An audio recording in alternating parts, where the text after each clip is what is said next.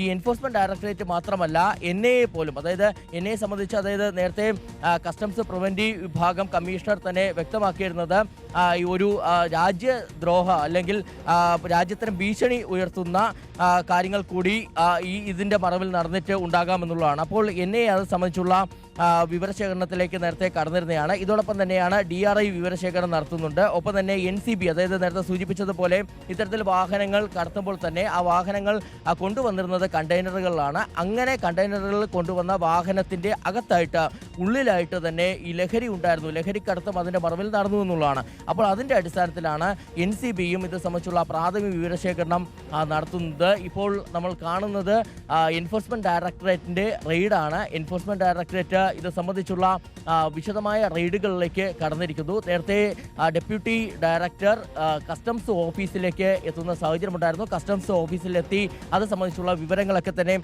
ശേഖരിച്ച് തുടങ്ങിയിരുന്നതാണ്. അങ്ങനെ വിവരങ്ങൾ ശേഖരിച്ചതിന് പിന്നാലെയാണ് ഇപ്പോൾ റെയ്ഡുകളിലേക്ക് കടന്നിരിക്കുന്നത്. എൻഫോഴ്സ്മെന്റ് ഡയറക്ടറേറ്റിനെ സംബന്ധിച്ച് ECR രജിസ്റ്റർ ചെയ്യുന്നതിന് മുമ്പ് ഇത് സംബന്ധിച്ച് റെയ്ഡുകളിലേക്ക് കടന്നുകൊണ്ട് തന്നെ ആ വിവരങ്ങൾ കൂടി ശേഖരിക്കേണ്ടതുണ്ട്. അതിൻ്റെ ഭാഗമായിട്ടുള്ള റെയ്ഡുകളാണ് ഇപ്പോൾ സംസ്ഥാന വ്യാപകമായി തുടർന്നുകൊണ്ടിരിക്കുന്നത്. ദുൽഖർ സൽമാന്റെ വീട്ടിലും മമ്മൂട്ടിയുടെ വീട്ടിലും അടക്കം നമുക്ക് റെയ്ഡുകൾ കാണാൻ കഴിയുന്നുണ്ട്. ഇതോടൊപ്പം തന്നെയാണ് കാർ ഡീലർമാരുടെ വീടുകളിലും ഓഫീസുകളിലും ഒക്കെ തന്നെ റെയ്ഡുകൾ നടക്കുന്നത്. അങ്ങനെ 17 ഇടങ്ങളിലാണ് റെയ്ഡുകൾ പുരോഗമിക്കുന്നത്. ഓപ്പറേഷൻ നംകോറിന്റെ ഭാഗമായിട്ടുള്ള വലിയ പരിശോധനകൾ നമ്മൾ കണ്ടിരുന്നതാണ്. നേരത്തെ ഒരു ദിവസം ഇത്തരത്തിലൊരു വാർത്ത വരുന്നു, ഇത്തരത്തിലൊരു വിവരം വരുന്നു.